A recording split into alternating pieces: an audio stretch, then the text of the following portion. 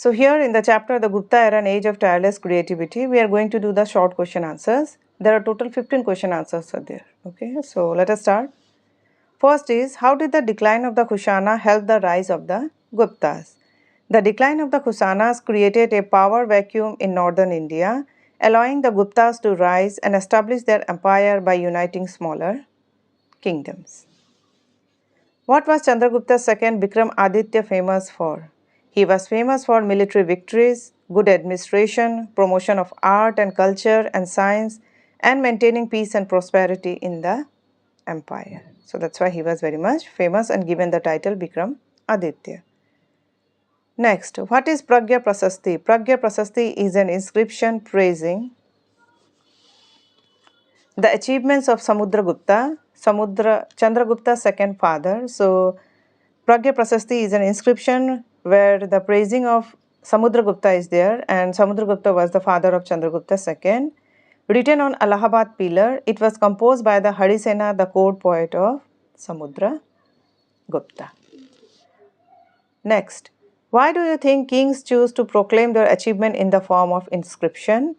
So kings in the Gupta era choose to proclaim their achievement through inscription to publicly display their power, victories and generosity. These inscriptions serve as permanent record of their rule, help legitimize their authority and promoted their legacy for future generation. That's why what happened, king choose to proclaim their achievement in the form of inscription. What does the Vishnu Purana specify about the Gupta Empire? The Vishnu Purana mentioned the Gupta as a powerful ruling dynasty and referred to them as rulers who could bring order after a period of chaos. It praises them for restoring political stability and promoting dharma, which aligned with the Gupta Empire reputation as a golden age of Indian culture, art and governance.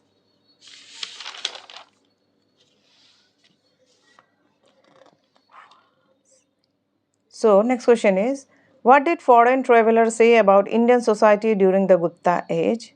So, foreign traveler like Faxen, that is the Chinese traveler, visited India during the Gupta age and praised Indian society for its peace, prosperity and religious tolerance. He noted that people were law-abiding, the administration was efficient, and there was respect for education and religion, especially Buddhism and Hinduism. How was the governance and administration organized during the Gupta Empire? The empire was divided into provinces governed by officials known as uparikas. These were further divided into districts. Local village administration was handled by village elders or councils. The Gupta expanded their empire through a combination of military conquest, diplomacy, and strategic alliances, including marriage alliances.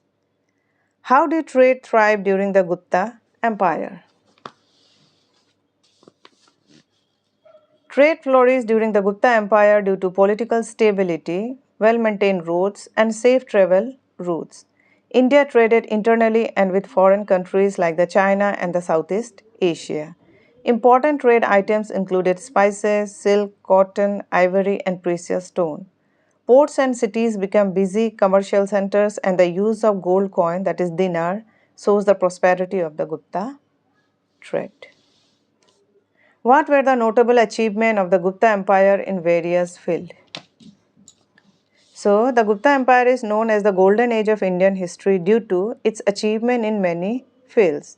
In science and mathematics, scholars like Aryabhat made advances in astronomy and the concept of zero.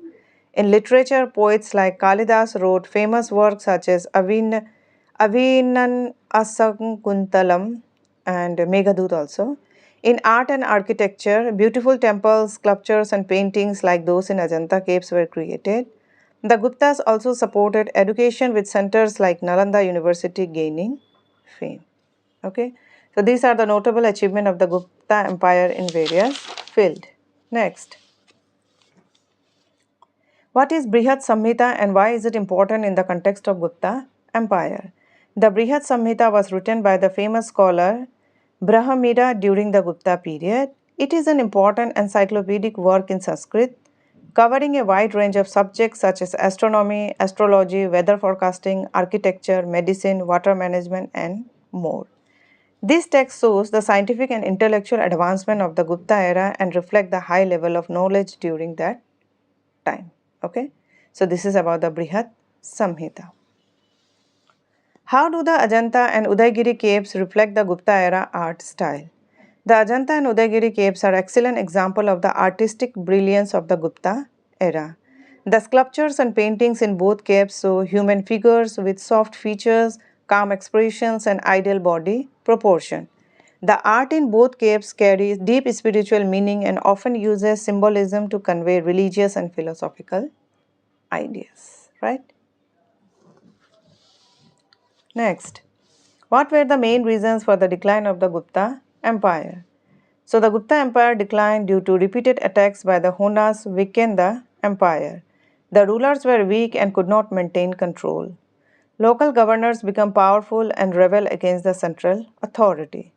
Internal rebellions and economic trouble also lead to the end of the Gupta Empire. Why is Gupta period known as the Golden Age of India?